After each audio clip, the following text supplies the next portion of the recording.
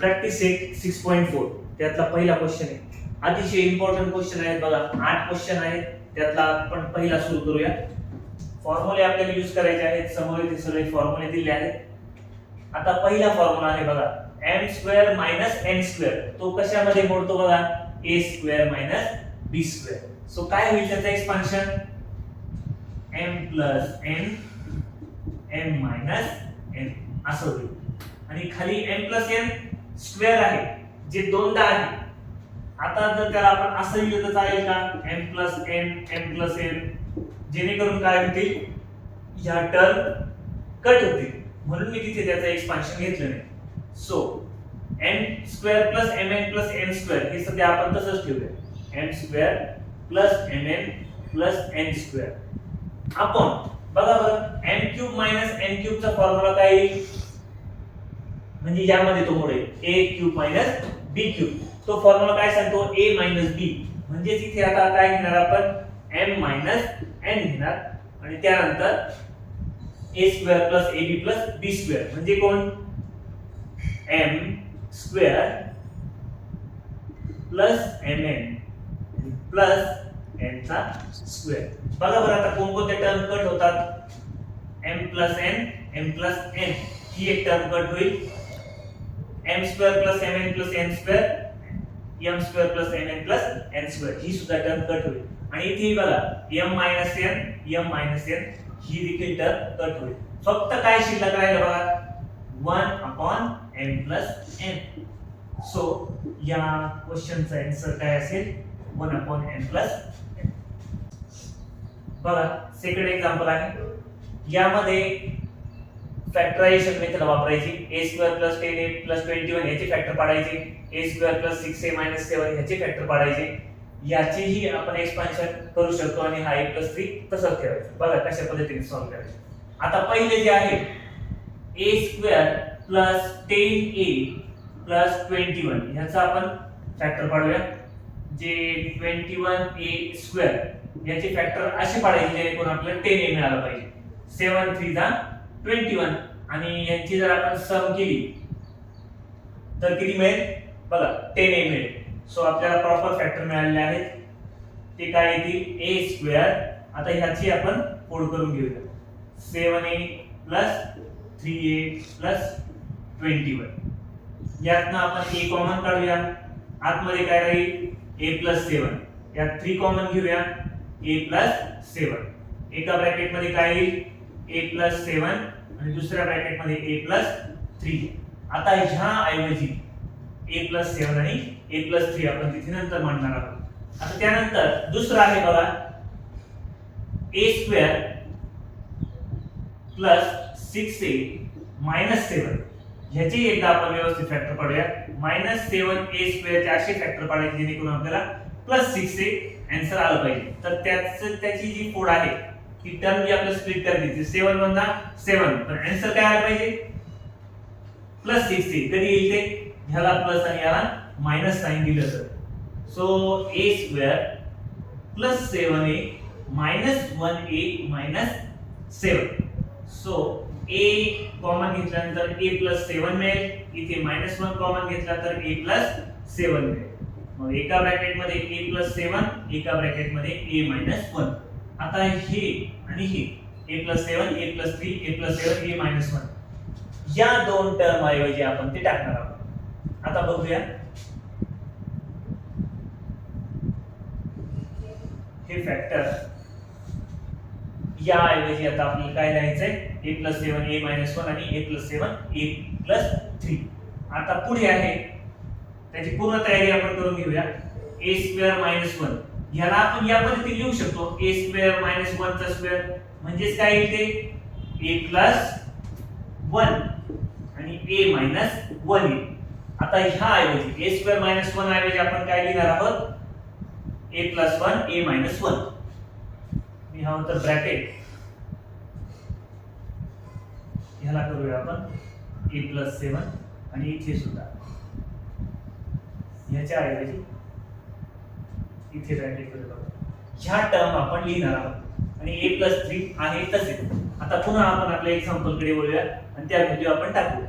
a square plus 10a plus 21 ह्याच्या ऐवजी आपण काय टाकणार आता a प्लस 7 आणि a प्लस 3 टाकणार आणि त्याच्या खाली a square plus 6a minus 7 ऐवजी काय टाकणार a प्लस 7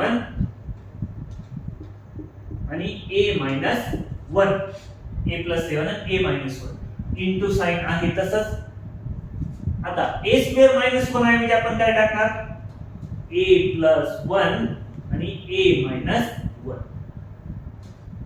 a प्लस 1 आणि a मायनस 1 आणि a प्लस 3 आहे तसेच a प्लस 3 आहे तसेच बघा बरं कुठल्या कुठल्या टर्म कट होतात a plus 7 a plus 7 a plus 3 a plus 3 a minus 1 a minus 1 फक्त काय राहिले शिल्लक a प्लस 1 पुढचा क्वेश्चन काय आहे 8x cube minus 27y cube 4x square minus 9y square आता ह्याला a cube minus b cube च्या फॉर्म मध्ये आणायचं 8x क्यूब आहे पण या पूर्ण ब्रॅकेटचा क्यूब येण्यासाठी आपल्याला इथे काय घ्यावं लागेल 8 ऐवजी काय घ्यावं लागेल त्याचा क्यूब रूट घ्यावा लागेल म्हणजे काय होईल ते 2x आणि होल ब्रॅकेट मग त्याचा क्यूब कारण आपला फॉर्म्युला काय सांगतो a cube minus b cube या 27 ला आपण कसं लिहू शकतो 3y होल ब्रॅकेटचा स्क्वेअर असं लिहू शकतो आणि इथे a square minus b square चा फॉर्म्युला हे बघा a square minus b square म्हणजे a plus b a minus b आपल्याला तसं लिहिता येऊ शकतं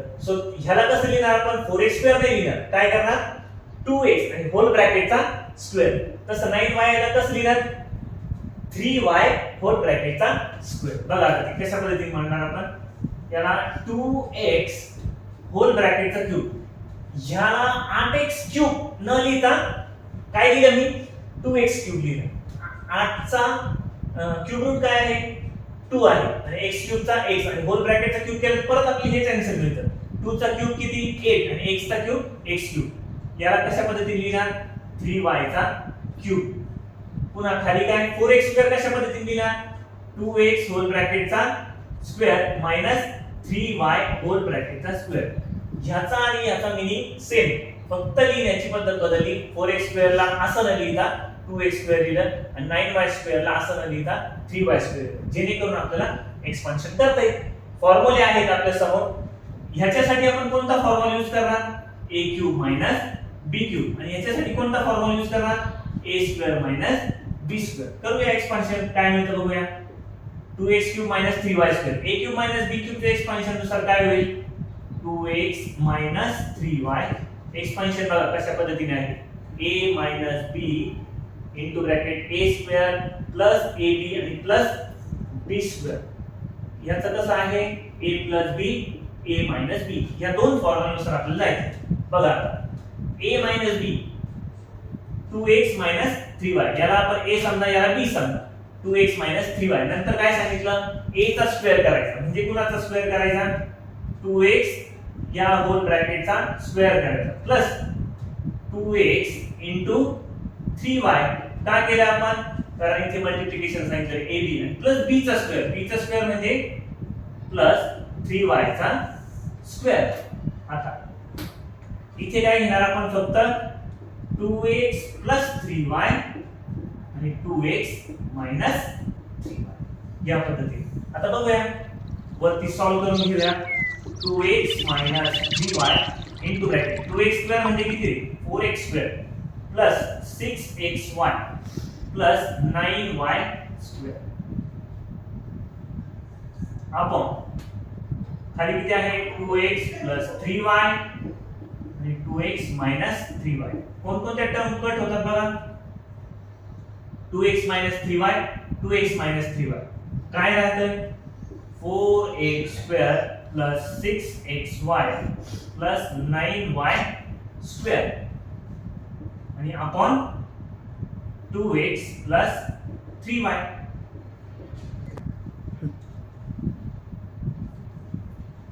फोर्थ एक्झाम्पल आहे x square minus 5x minus 24 खाली x प्लस 3x प्लस 8 आहे इनटू x स्क्वेअर मायनस 64 आणि x मायनस 8 स्क्वेअर हा x मायनस 8 स्क्वेअर हा आपण तसंच ठेवूया जेणेकरून आपल्याला इथे दोन फॅक्टर मिळतील आणि दोन x मायनस 8 एक फॅक्टर मिळेल ते आपल्याला कट करता येईल त्या टर्म्स कट करता येईल बघूया सगळ्यात अगोदर x square minus 5x minus 24 चे आपल्याला फॅक्टर काढून घ्यावे म्हणजे किती रे -24x² चे असे फॅक्टर पाडायचे जेणेकरून प्लस मायनस करून इथे 5 आलं पाहिजे.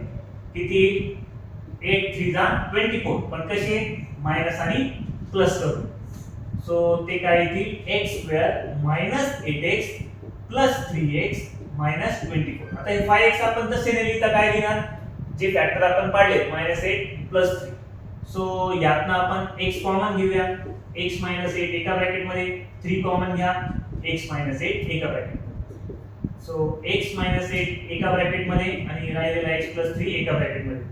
हे फॅक्टर मिळाले. हे आपल्याला कुठे टाकायचे दादा x² - 5x - 24 ऐवजी हे टाकायचे. बघा x - 8 इथे पण आहे, x + 3 इथे पण आहे आणि x + 3 इथे पण आहे ऑलरेडी. म्हणजे बरेच टर्म कट होतील आणि इथे यासाठी आपल्याला काय करणार जो सेकंड आहे बघा x² - 64 याला आपल्याला a² - b² च्या फॉर्मॅट मध्ये आणायचं. कसा आणणार x² आहे तसाच 64 ला 8 चा स्क्वेअर लिहिलं चालेल नक्कीच चालणार आहे. 8 चा स्क्वेअर म्हणजे 64 आणि त्या पद्धतीने जर लिहायचं असेल तर काय त्याचा आन्सर x + 8 x - 8. हे पुन्हा ऐवजी टाकणार आपण a² - 64 ऐवजी आणि x - 8 तर ऑलरेडी आहे तो आपण डबल लिहूया. बघा आता काय येईल त्याचा आन्सर. ह्याचं काय आहे x² - 5x - 24 चं x - 8 x + 3 आणि हे as it is x + 3 x + 8 आणि इनटू हे काय आले x + 8 आणि x - 8 आणि खरी x - 8 डबल आहे की आपण या पद्धतीने लिहूया x - 8 आणि x - 8. बघा बरं कोणकोणते टर्म्स कट होतात. x - 8 x - 8 x - 8 x - 8 x + 8 x + 8 x + 3 आणि x + 3 सगळ्या टर्म्स कट होत आहेत. म्हणजे काय आन्सर येईल फक्त 1. सो हे फोर्थ क्वेश्चन होता त्यातला त्याचा आन्सर येईल. फिफ्थ क्वेश्चन आहे बघा 3x² - x - 2 upon x² - 7x + 12 divided by 3x² - 7x - 6 आणि x² - 4. एकदा ह्या तिन्ही टर्मचे आपण फॅक्टर पाडून घेऊया. याचे देखील एक्सपान्शन करूया आणि मग व्हॅल्यू टाकू. सगळ्यात अगोदर काय आहे 3x² - x - 2 याचे फॅक्टर पाडायचे. जो 6x² -2 आणि 3x² that means -6x². आता ह्याचे फॅक्टर कसे पडतील 3 2 जा 6 पण कसे -3 आणि +2 असं घ्यावं लागेल तर आपल्याला -1 मिळेल आणि मल्टिप्लिकेशन केलं की -6 मिळेल. सो त्याचा आन्सर बघा 3x² - 3x + 2x - 2. 3x common घेऊया x - 3 + 2 कॉमन घ्या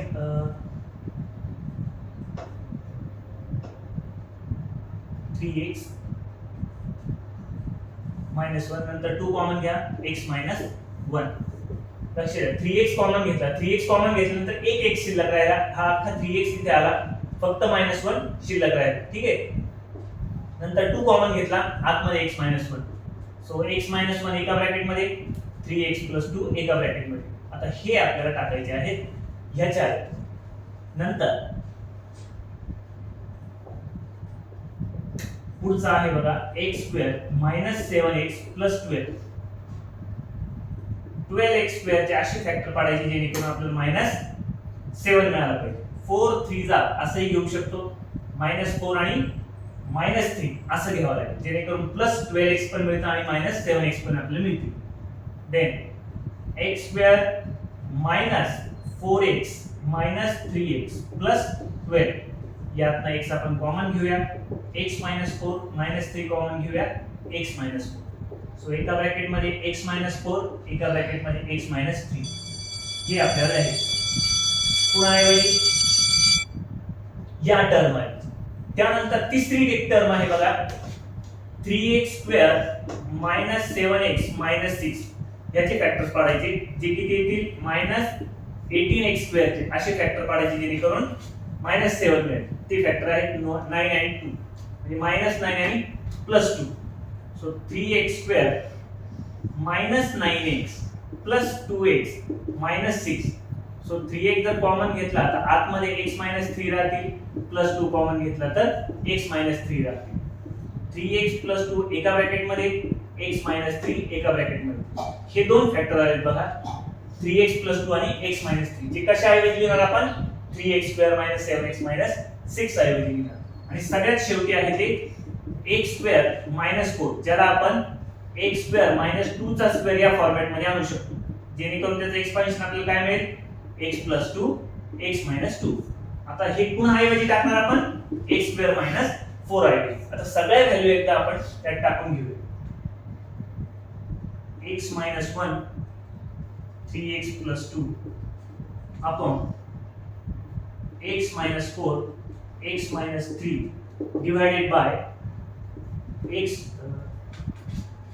3x plus 2 आणि x minus 3 upon x plus 2 आणि x minus 2.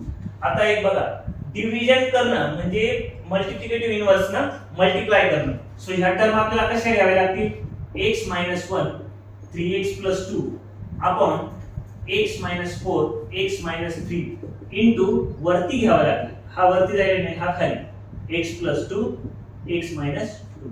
खाली राहतील 3x plus 2 आणि x minus 3. काही टर्म्स कट होतात का बघा, 3x plus 2 3x plus 2